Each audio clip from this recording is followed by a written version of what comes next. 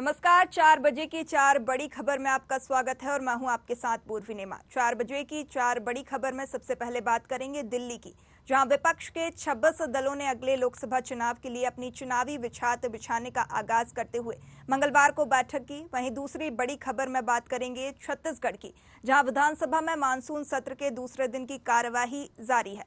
फिलहाल सदन में अनुपूरक बजट पर चर्चा की जा रही है। तीसरी बड़ी खबर में बात करेंगे कटनी की, जहां मध्य प्रदेश में साल के अंत में विधानसभा के चुनाव हैं और जिसको लेकर अब राजनीतिक गलियारों में हलचल तेज हो गई है। चौथी खबर में बात करेंगे उत्तर प्रदेश की, जहां पर योगी सरकार विरासत वृक्ष अंगीकरण योजना के तहत प्रदेश के 948 विरासत वृक्षों को संवारेगी। क्या है पूरी जानकारी, जानेंगे इन्हीं खबरों में। शुरू करते हैं 4 बड़ी खबर।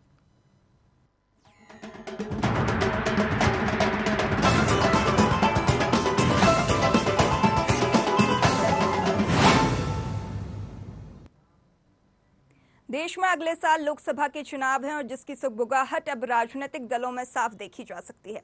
जी हां, बता दें कि विपक्ष के 26 दलों ने अगले लोकसभा चुनाव के लिए अपनी चुनावी बिसात बिछाने का आगाज करते हुए मंगलवार को बैठक की है। दूसरी ओर दिल्ली में एनडीए के 38 दलों की बैठक भी हुई है। इस बैठक के बाद उत्तर प्रदेश में बीजेपी के सहयोगी दलों की प्रक्रिया भी सामने आई है। बता दें, इस बैठक में उत्तर प्रदेश से निषाद पार्टी, सुबह सपा और अपना दल ऐसे शामिल हुए हैं। उत्तर प्रदेश के कैबिनेट मंत्री और निषाद पार्टी के संस्थापक संजय निषाद ने कहा कि जितने भी हमारे घटक दल हैं उनकी एक ही आवाज है, मोदी सरकार, एनडीए सरकार। वहीं सुबह सपा प्रमुख ओम प्रकाश राजभर ने कहा कि वे एनडीए में शामिल हुए हैं और सबने सर्वसम्मति से यह निर्णय लिया है, हम मोदी जी को फिर से प्रधानमंत्री बनाएंगे। उन्होंने कहा कि इसी तरह अपना दल एस की प्रमुख और केंद्रीय मंत्री अनुप्रिया पटेल ने भी कहा कि देश के कोने कोने और विभिन्न राज्यों से आज जो राजनीतिक दल इकट्ठा हो रहे हैं, जो भी एनडीए में शामिल हो रहे हैं, वो सभी देशों की राजधानी में इकट्ठा हो रहे हैं। हम एनडीए की एकजुटता का संदेश देश में देंगे।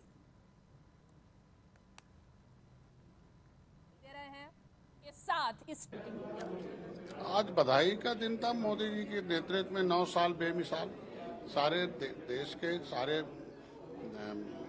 भाषा सभी क्षेत्रीय दलों के तमाम नेता आए थे। सभी लोग, जितने भी नेता आए थे, जितने भी हमारे घटक दल हैं, इन घटक दलों की एक ही आवाज, मोदी सरकार, एनडीए सरकार। क्योंकि पिछली सरकारों ने सभी जाति सभी धर्म के साथ धोखा किया और उपेक्षित जितने भी समुदाय रहे हैं, उनका नेतृत्व करने वाले जितने भी घटक दल आए थे, सभी ने इस बात को स्वीकारा है कि पिछली सरकार और मोदी की एनडीए की सरकार ने, एनडीए ने जो विकास की है, एनडीए ने जो काम किया हर क्षेत्र में, हम अपने मछुआ समुदाय की बात मैंने रखा। उनके जितना भी काम किया, पिछली सरकारों ने के साथ कितना अन्याय किया था, मैंने उसे रखा और माननीय मोदी जी को धन्यवाद दिया कि उन्होंने एक जमीन पर साइकिल चलाकर मछली बेचने वाले की भी चिंता करते हैं और उसके लिए भी अनुदान देकर उसे विकास की मुख्यधारा में लाने को आज तमाम योजनाओं के माध्यम से निषाद राज के जितना भी उन्होंने काम किया था, उसको आज हम लोगों ने अपने पास रखा। सुहेल देव, भारतीय समाज पार्टी, ओम प्रकाश राजभर, आज एनडीए में हम शामिल हुए हैं।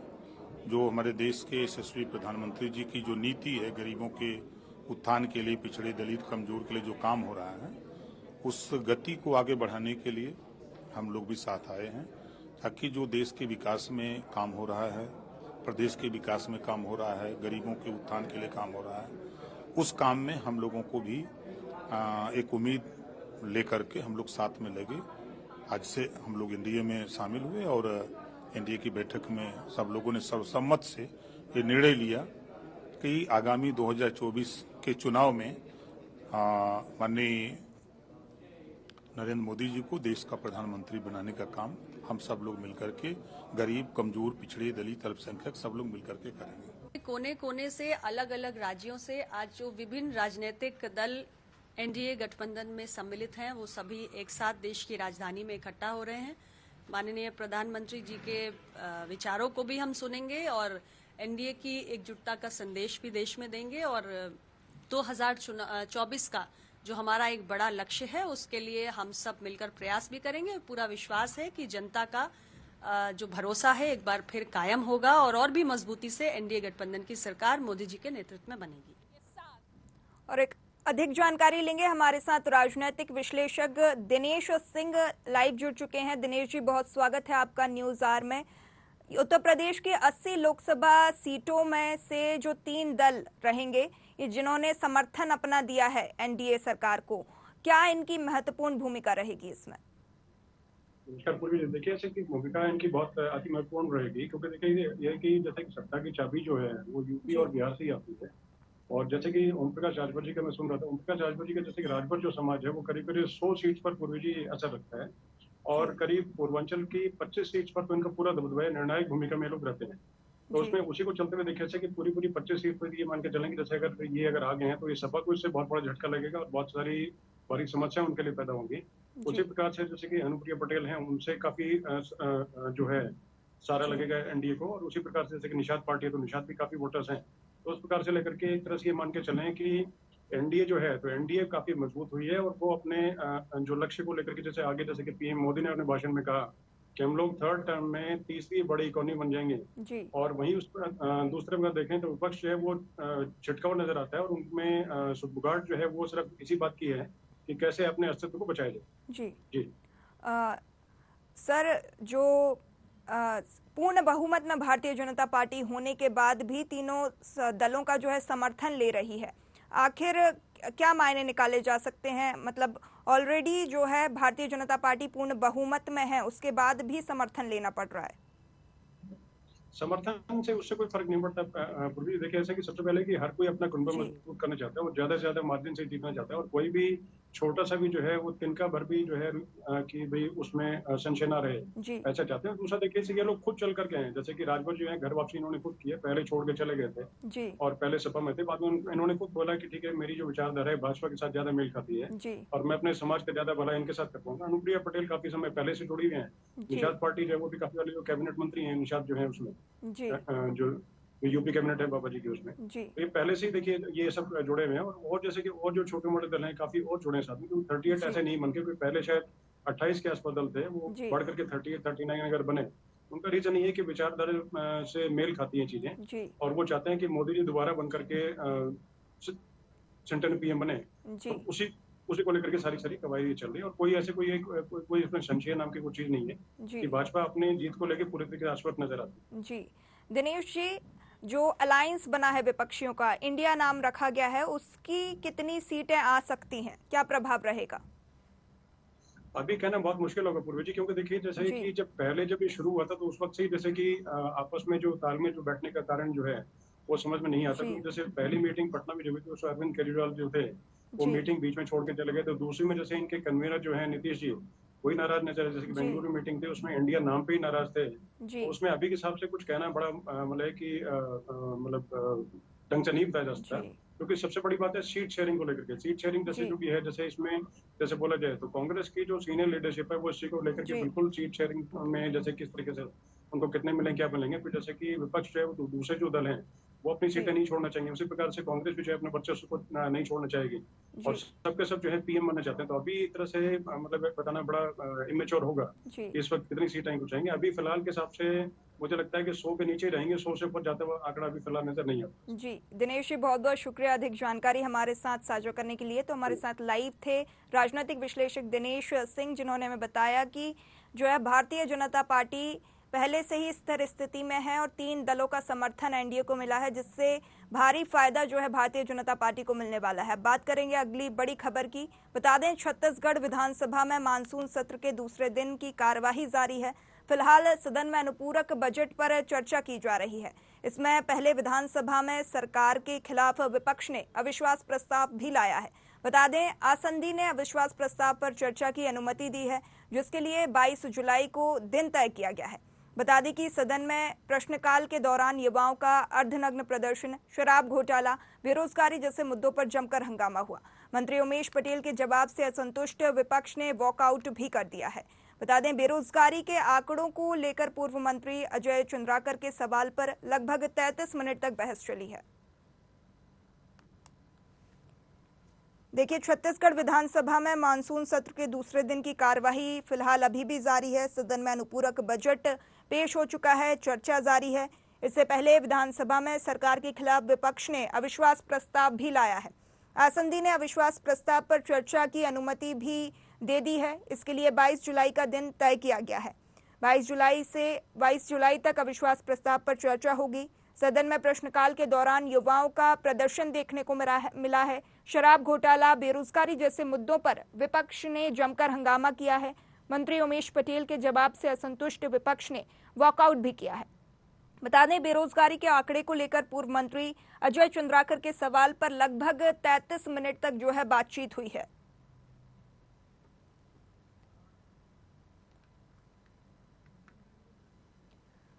अधिक जानकारी के लिए हमारे साथ स्टेट हेड छत्तीसगढ़ से संजय शेखर जी जुड़ चुके हैं। संजय जी, विधानसभा चुनाव से पहले यह सत्र कितना महत्वपूर्ण माना जा रहा है? देखिए, काफी महत्वपूर्ण है, चूंकि 5वीं विधानसभा का ये आखिरी सत्र है संभवतः, क्योंकि इसके बाद सामने विधानसभा का चुनाव है। सभी लोग चुनाव में जाएंगे, तो ये आखिरी सत्र है। इसमें विदाई कार्यक्रम भी आयोजित है। काफी महत्वपूर्ण है। दोनों ही दल, कांग्रेस पार्टी, भारतीय जनता पार्टी और अन्य दल भी इस पे जो है ज्यादा से ज्यादा चर्चा करना चाह रहे हैं और सदन में उसकी स्थिति भी दिख रही है। विपक्ष काफी आक्रामकता के साथ तमाम मुद्दों को उठा रहा है।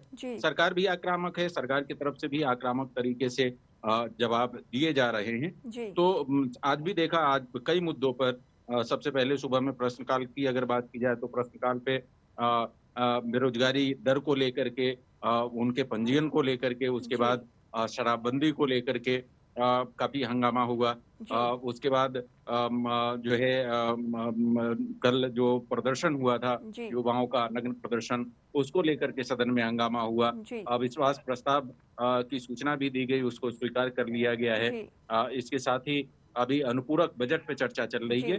तो शासकीय विधि विषयक जो कार्य है वो भी हो रहे हैं। बाकी अन्य जो मसले हैं हंगामे के दृष्टिकोण से, उसको भी विपक्ष के द्वारा उठाया जा रहा है और उस पर भी चर्चा हो रही है। जी सर, जो है सरकार अनुपूरक बजट लाई है, वहीं पर विपक्ष अविश्वास प्रस्ताव लाया है, कितना महत्वपूर्ण है? देखिए, अनुपूरक बजट जो है वो शासन का एक महत्वपूर्ण काम होता है और विधानसभा के दृष्टिकोण से काफी महत्वपूर्ण होता है। 6,031 करोड़ रुपए का ये अनुपूरक बजट है, जिसको आज ही पेश किया गया था और अभी सदन में उस पर चर्चा चल रही है।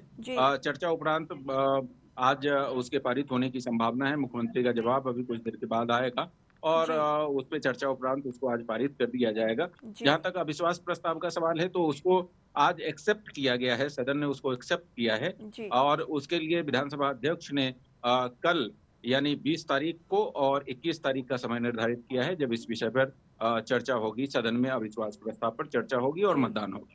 जी संजय जी, आपका बहुत बहुत शुक्रिया अधिक जानकारी हमारे साथ साझा करने के लिए। तो हमारे साथ लाइव थे स्टेट हेड छत्तीसगढ़ से डॉक्टर संजय शेखर, जिन्होंने हमें बताया कि अनुपूरक बजट जो है सरकार के द्वारा पेश किया गया और विपक्ष के द्वारा अविश्वास प्रस्ताव पारित किया गया है। अब वहीं बढ़ेंगे अगली खबर की ओर, जहां पर मध्य प्रदेश में साल के अंत में विधानसभा के चुनाव हैं और जिसको लेकर अब राजनीतिक गलियारों में हलचल तेज हो गई है। बता दें, पक्ष विपक्ष सभी के नेता क्षेत्रों का दौरा कर रहे हैं और इसी क्रम में पूर्व मुख्यमंत्री दिग्विजय सिंह भी विगत दिनों कटनी के दौरे पर थे। आगमन के दौरान रास्ते में खड़ी महिलाओं से भी भेंट मुलाकात की और बातचीत की। उन्होंने पूछा कि लाडली बहना योजना का पैसा मिल रहा है, जिसमें कुछ महिलाओं ने नहीं मिलने की बात कही है, जिस पर दिग्विजय सिंह ने कहा कि कांग्रेस की सरकार आपको हर महीने 1500 रुपए नारी सम्मान योजना के तहत देगी और गैस सिलेंडर 500 रुपए में मिलेगा। कांग्रेस नेता राकेश जैन ने दिग्विजय सिंह का स्वागत किया है और बताया है कि पोलिंग बूथ स्तर पर नारी सम्मान योजना के पंजीकरण कराए जा रहे हैं। मुजवारा विधानसभा क्षेत्र में कमलनाथ से मिले निर्देश पर यह कार्य किया जा रहा है। आमजन को कांग्रेस की नीति योजनाओं से अवगत कराया जा रहा है। जिस तरह कटनी आगमन के दौरान दिग्विजय सिंह के भ्रमण दौरे के मामले सामने आ रहे हैं, इससे यह कहना जरूरी है कि मध्य प्रदेश के आला नेता कटनी में जमीनी स्तर पर गहराई से नजर बनाए हुए हैं। जिम्मेदारी दी है कि जितनी विधानसभा जो 20 साल से हार रहे हैं, लंबे समय से हार रहे हैं, तो उन पर जाके वो कांग्रेस के कार्यकर्ताओं के बीच में उत्साह बनाएं और कार्यकर्ताओं के बीच में संवाद करें। जैसे ही राजा साहब आए हैं, उनने देखा है 35-40 महिलाएं रही, वो उतर के गाड़ी से आए। उन्होंने उन महिलाओं से चर्चा की, ये फार्म किसने भरवाए, तो उन्होंने बताया राकेश जैन कक्का जी ने भरवाया। उसके बाद उनने पूरे फार्म के बारे में पूछा मध्य प्रदेश में जो मुख्यमंत्री शिवराज जी की लाडली योजना उसके बारे में बोला। तो वो जो महिलाएं थी उसमें से कुछ ही ने बोला कि हमारे ने को पैसा मिला, किसी ने बोला हमारे खाते में पैसे नहीं आए, किसी ने बोला 1 रुपया आया, किसी ने। तो वो सब संवाद होने के बाद दिग्विजय सिंह जी ने पूछा कि नारी सम्मान, दिग्विजय सिंह जी ने बोला।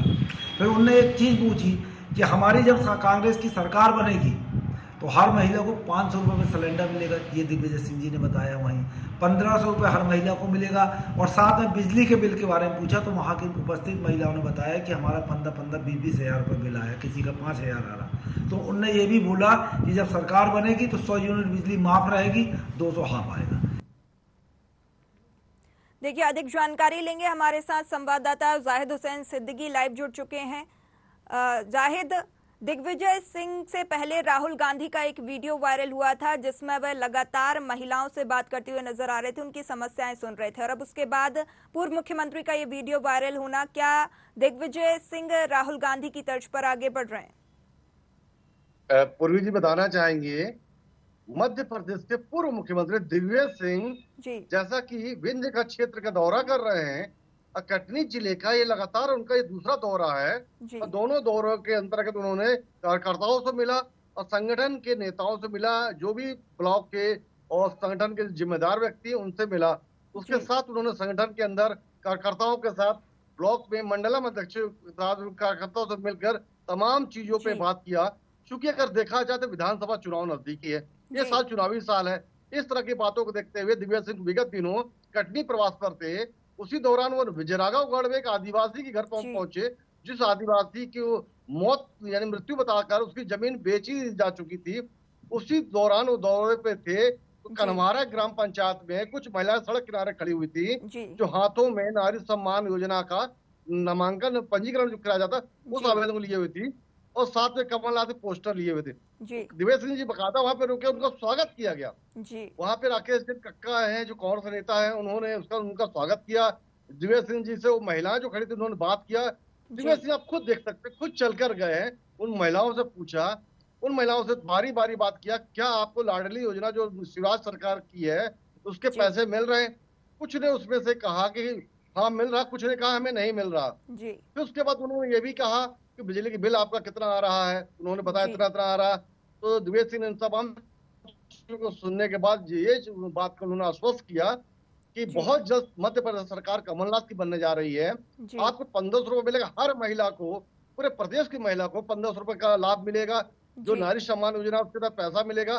500 रुपए सिलेंडर की बात कही। उसके बाद जो बिजली बिल की बात, जैसे महिलाओं ने बताया कि बहुत ज्यादा बिल आ रहा है, बिजली बिल पे कहा कि 100 यूनिट तक आपको फ्री रहेगी बिजली, 200 यूनिट पे उनको हाफ बिल देना पड़ेगा। और 500 रुपए सिलेंडर की बात किया। किसानों का ऋण माफी की बात किया। उन्होंने ये भी बताया कि जो वृद्ध होते हैं उनको पेंशन चालू की जाएगी। इन तमाम योजनाओं को दिग्विजय सिंह ने जिस तरह से गिनाया, महिलाओं से बात किया, और सबसे बड़ी बात है महिलाओं से जब एक बड़ा नेता, सूबे का पूर्व मुख्यमंत्री जब करीब जाके मिलता है, उनसे बात करता है, तो कहीं ना कहीं कार्यकर्ताओं में, आम जन में, ग्रामीणों में एक उत्साह नजर आता है। और वो जो ऊर्जा मिलती है, वो जो ऊर्जा मिलती है वो कहीं ना कहीं पार्टी के लिए बल का काम करती है और कार्यकर्ताओं में जोश भरने का करती है।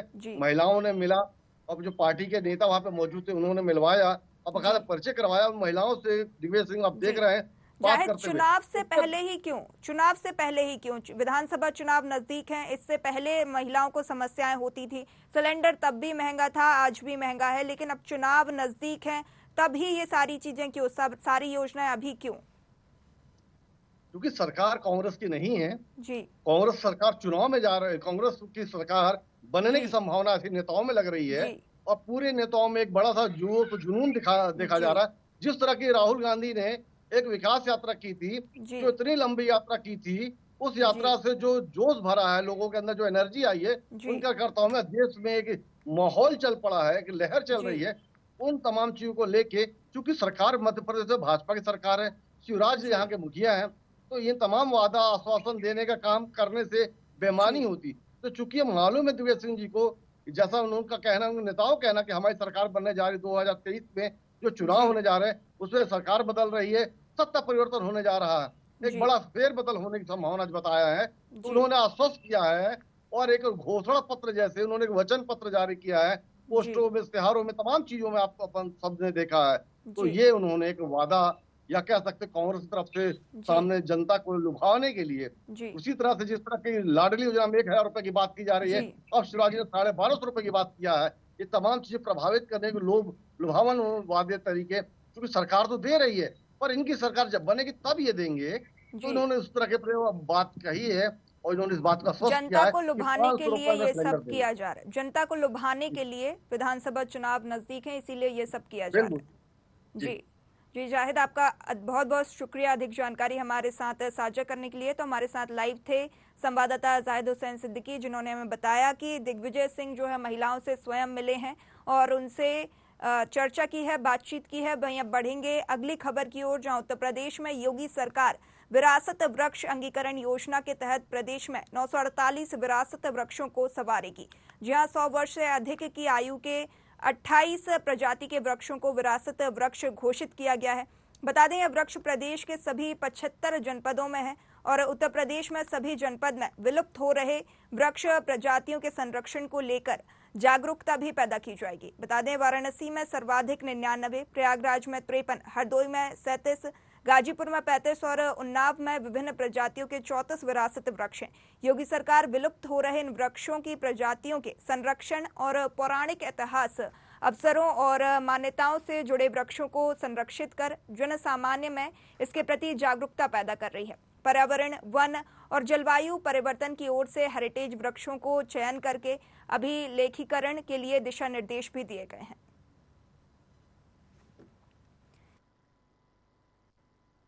प्रदेश सरकार द्वारा विलुप्त हो चुके वृक्षों के संरक्षण के लिए किया जा रहा है।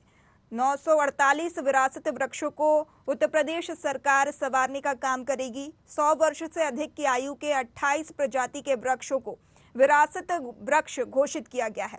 बता दें, वृक्ष सभी 75 जनपदों में है और उत्तर प्रदेश में सभी जनपद में विलुप्त हो रहे वृक्ष प्रजाति के संरक्षण को लेकर जागरूकता भी योगी सरकार द्वारा पैदा की जाएगी। वाराणसी में सर्वाधिक 99, प्रयागराज में 53, हरदोई में 37 और गाजीपुर में 35 और उन्नाव में विभिन्न प्रजातियों के 34 विरासत वृक्ष हैं। बता दें, योगी सरकार विलुप्त हो रहे इन वृक्षों की प्रजातियों के संरक्षण और पौराणिक इतिहासों पर मान्यताओं से जुड़े वृक्षों को संरक्षित करने जा रही है, जिसमें जागरूकता अभियान भी जो है योगी सरकार द्वारा किया जा रहा है। पर्यावरण, वन, जलवायु परिवर्तन की ओर से हेरिटेज वृक्षों के चयन और अभिलेखीकरण के लिए दिशा निर्देश भी दिए गए हैं। ये बड़ा कदम योगी सरकार द्वारा विरासत वृक्षों के अंगीकरण योजना, विरासत वृक्ष अंगीकरण योजना बड़ा कदम योगी सरकार का, जहां पर विरासत वृक्षों के संरक्षण के लिए योगी सरकार काम करेगी और 948 विरासत वृक्षों को योगी सरकार संवारेगी। बता दें, 100 वर्ष से अधिक आयु के 28 प्रजाति के वृक्षों को विरासत वृक्ष घोषित किया गया है। यह वृक्ष प्रदेश की सभी 75 जनपदों में है। उत्तर प्रदेश की सभी जनपद में विलुप्त हो रहे वृक्ष जो है उनको संवारेगी योगी सरकार। जागरूकता अभियान भी यहाँ पर योगी सरकार द्वारा इस के लिए किया जा रहा है। विरासत वृक्षों के संरक्षण के लिए जागरूकता अभियान योगी सरकार द्वारा किया जा रहा है। वाराणसी में सर्वाधिक 99, प्रयागराज में 53, हरदोई में 37, गाजीपुर में 35 और उन्नाव में 34 विरासत वृक्ष हैं।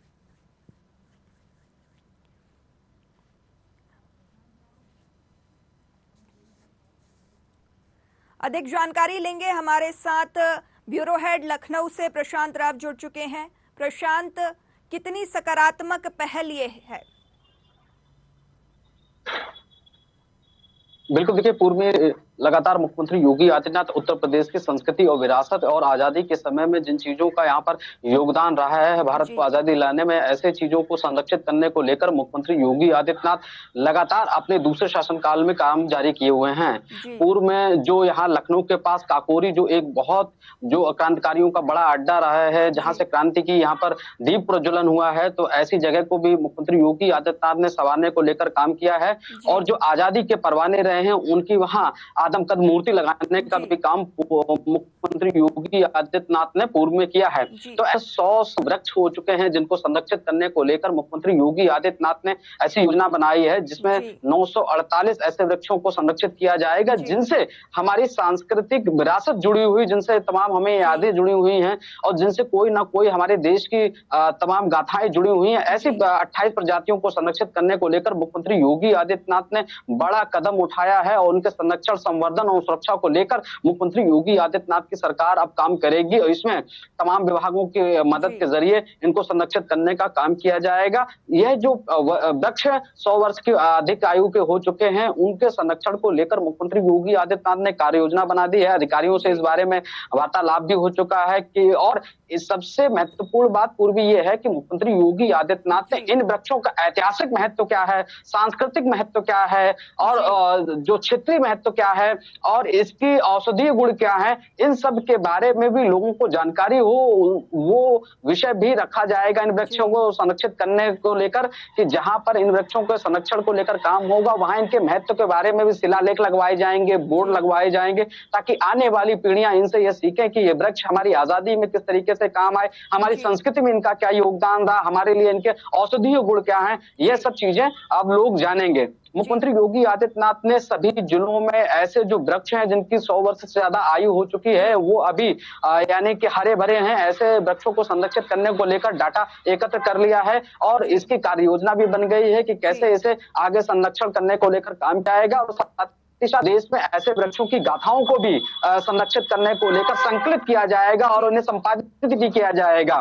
संपादन के बाद प्रदेश की जनता ये जान सके कि किस जनपद में कौन सा वृक्ष है जिसका ऐतिहासिक धरोहर में हमारे लिए महत्वपूर्ण स्थान है, हमारी आजादी में महत्वपूर्ण स्थान है, हमारी ऋषि मुनियों में या महात्माओं में, दैव तुल्य लोगों में ऐसे वृक्षों का बहुत महत्व रहा है, चाहे वो ऋषि मुनि रहे हो, चाहे साधु संत रहे हो, वृक्षों के नीचे जिन्होंने अपना ज्ञान अर्जन किया है और इसके साथ ही बहुत से कार्य हमारे इन वृक्षों के नीचे हुए हैं, उन सब का महत्व जिले भर जिले लोगों को बताने का काम किया जाएगा और इनका प्रचार प्रसार भी किया जाएगा। जी प्रशांत, क्या पता लगा सकते हैं कि किन किन प्रजातियों के वृक्ष इसमें शामिल हैं? 28 प्रजातियों में कौन कौन से वृक्ष शामिल हैं?